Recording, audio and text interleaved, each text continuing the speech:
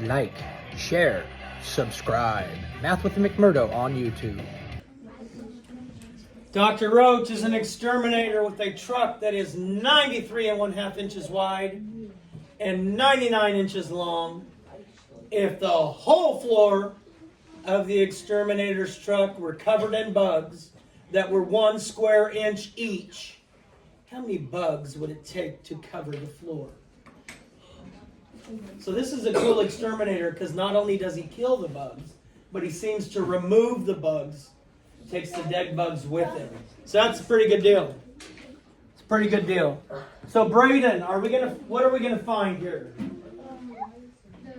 We are finding the area. The area, because the bugs are covering something. So we're finding the area. And let's see. Samson, do you remember the formula for finding the area we used just a moment ago? Say again? Length times width. All right. Actually, Nathan told me. I'm going to give you credit where credit is due. Length times width, we'd have to multiply 99 times 93 and 1/2. Nathan, what did you tell me to do to make this make sense? So I made that 93 and the 1/2 to 0.5, so 93.5. Good. When you're multiplying, you don't use a decimal point, so it's 935 times 99. Awesome. So let's look at our estimate first. So we have, and I'm going to tell you, the length and the width, don't stress out over what's length and what's width, because multiplication, you can do it in any order. So let's look at 93 and 5/10 times 99. Well, as Nathan said, we need to estimate. So what would you change? And remember, we don't have to change both of these to estimate. So what might you change to be able to give a good estimate on this? Marushka? I would change maybe like 93.5 to maybe like a 95. Okay, so then you can multiply 95 times 99 in your head? No. Okay. And then I would change 99 to 100. Okay. And then you would do 95 times 100. 95 times 100. And what would that get you? And then 950. 950. No. Yes? 95 times 100 is 950. No. Oh wait, 9,500. Okay. Is that estimate going to be greater than or less than the actual area? Greater. Greater than. Why greater? Because you're making all the numbers up. Okay, so we moved them both up. Now you may also, this is just me thinking, you may leave 93 and 5/10 times, and then change the 99 to 100. And when we're multiplying by powers of 10, we just want each place value to be 10 times greater than it is. So I want that 3 instead of the ones place. I want the 3 to be in the hundreds place. So in order to do that, if I multiply my decimal, move my decimal point, so 9,350. Okay, so our estimate is going to be somewhere in this area. Somewhere in this area. So let's go ahead and look at our multiplication.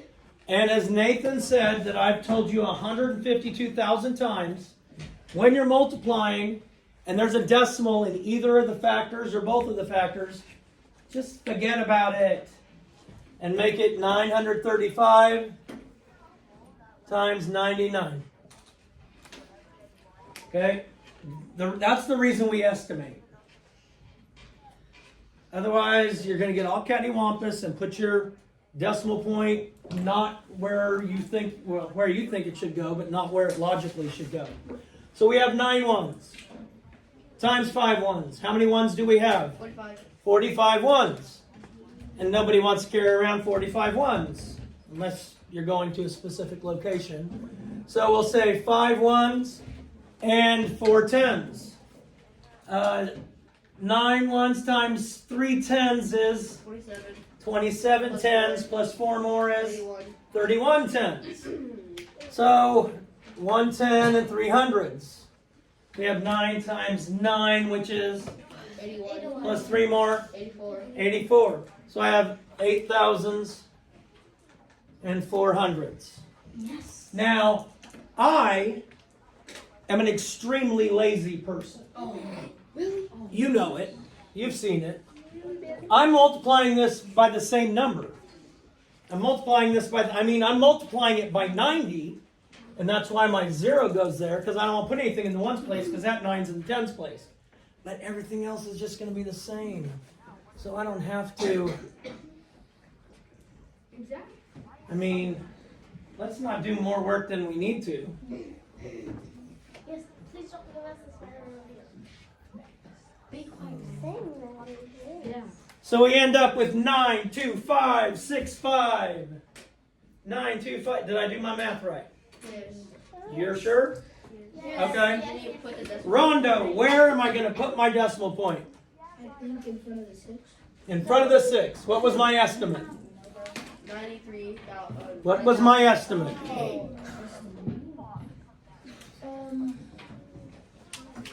I want to get as close to my estimate as I can. If I put it here, I only have 925.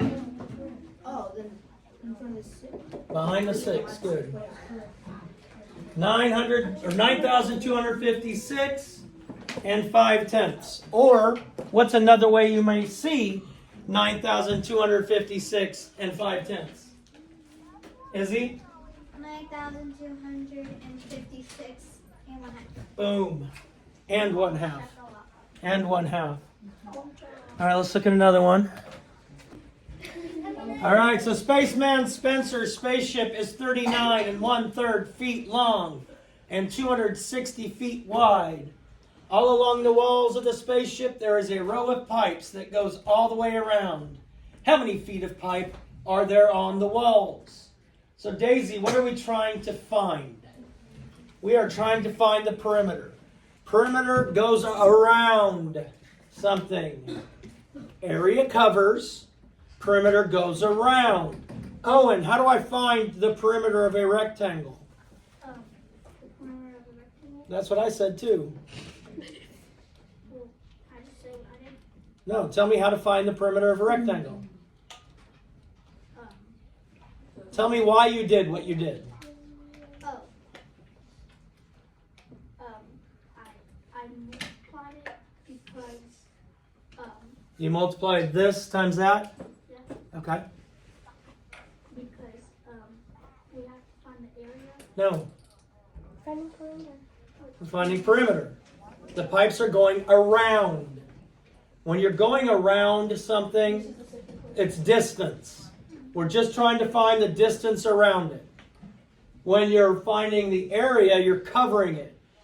Daniel, tell me what you did to find the perimeter. I did length plus width plus length plus width. Okay, so your formula might be for the perimeter of a rectangle, length plus width plus length plus width. May you see it a different way. Yes. May you see the formula written differently. Maruska? You could do length plus width times 2. Okay. You can see perimeter equals length plus width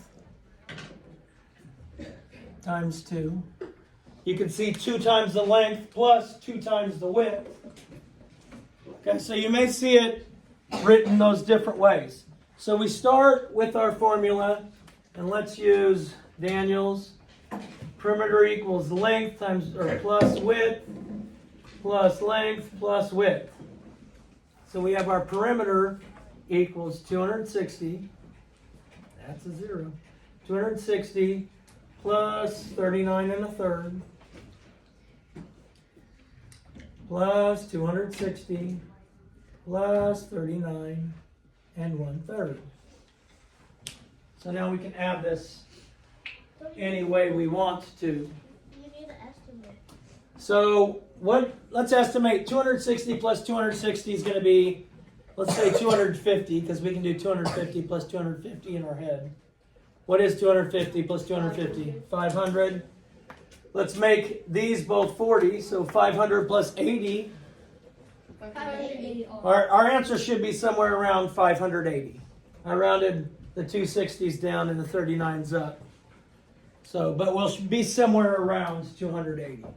So how do we want to do this first? What do you want to do first, Ryan? Because it's addition, we can go in any order. Yeah, 90%. So what do you want to add together first, Ryan? Say again? 260 and 260? So 260, 260. And what is that, Ryan?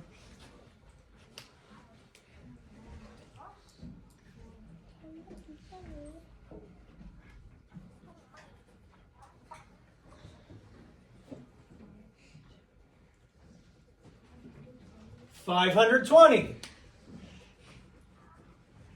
So this is this side where the pipes are and this side where the pipes are. The top and the bottom. The top and the bottom. Oh, let's see. Eli. We've added 260 and 260. We have 39 and a third left and another 39 and a third.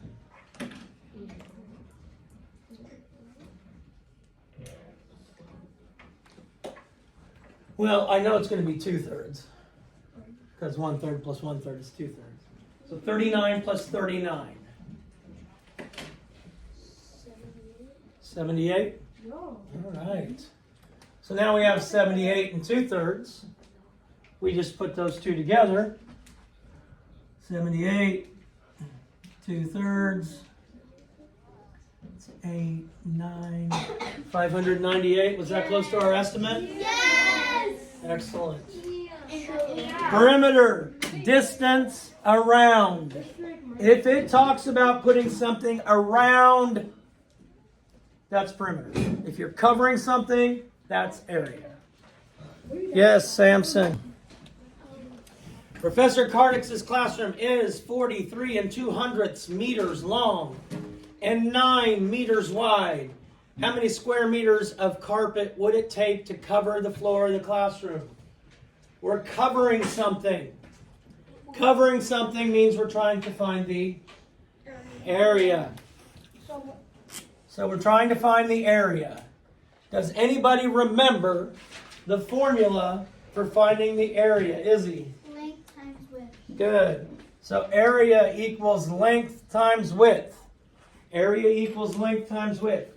When you have a problem that has a formula, you write down the formula, replace the variables, and then solve. So we have our formula here.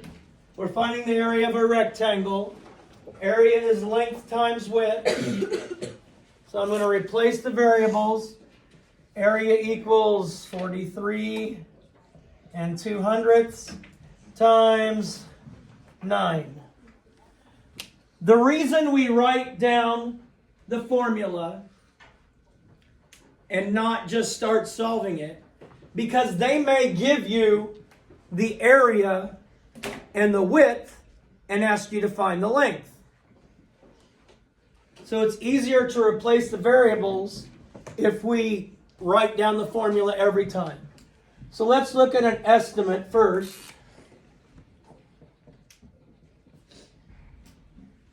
Our estimate, what's 9 times 40? Anybody? Maruska? 9 times 40? 360. So our estimate is going to be 360 square meters.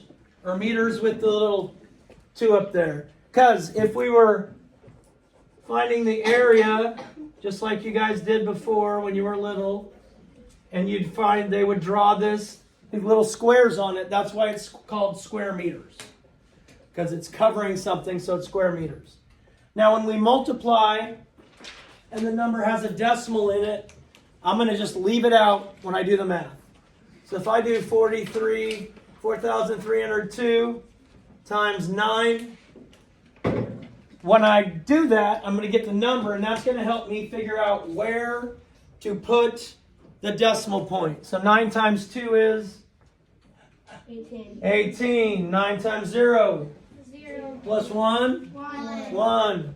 9 times 3? 27. 9 times 4?